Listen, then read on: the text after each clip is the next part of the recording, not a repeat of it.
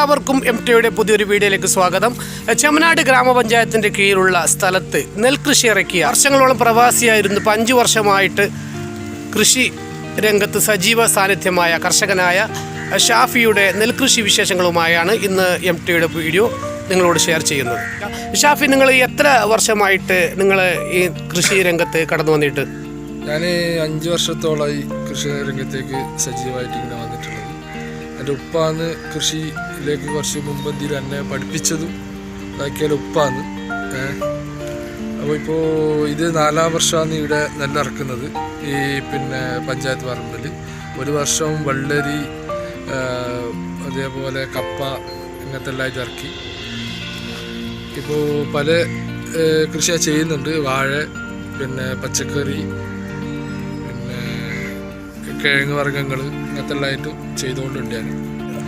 പഴയ കാലങ്ങളിൽ നമുക്ക് നെല്ലൊക്കെ കൊയ്തെടുക്കാൻ വേണ്ടിയിട്ട് ഒരുപാട് ആളുകൾ ആവശ്യമുണ്ടായിരുന്നു. പക്ഷേ ഇപ്പോൾ ഇവിടെ ആധുനിക രീതിയിലുള്ള യന്ത്രസഹായത്തോടു കൂടിയാണ് നിങ്ങൾ നെല്ല് കൊയ്തെടുക്കുന്നത്, അല്ലേ? അതെ. ഇതിനപ്പോൾ നിങ്ങൾക്കൊപ്പം സഹായത്തിന് ആരൊക്കെയാണുള്ളത്? എനിക്ക് സഹായത്തിലുള്ളത് അണിഞ്ഞ ജാല, കുടുംബശ്രീയിലെ പെണ്ണുങ്ങളാണുള്ളത്. അതായത് അമ്മമാർ, സഹോദരിമാർ എല്ലാവരും. എൻ്റെ 4 വർഷമായി എൻ്റെ കൂടെ ഒന്നിച്ചന്നെ ഉള്ളതാണ് അവർ.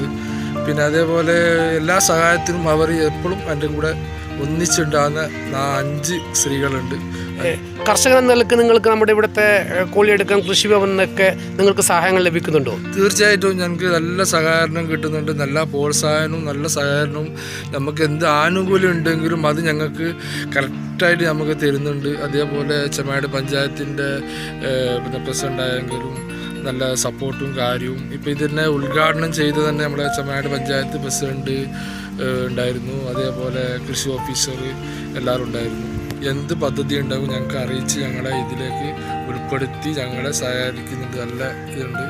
2 പഞ്ചായത്തായാലും കൃഷി ഭവനായാലും നല്ല സപ്പോർട്ട് ഞങ്ങൾക്ക് തരുന്നുണ്ട്. ആ സപ്പോർട്ടാണ് ഞങ്ങളെ വിജയം എന്ന് പറയേണ്ടത്.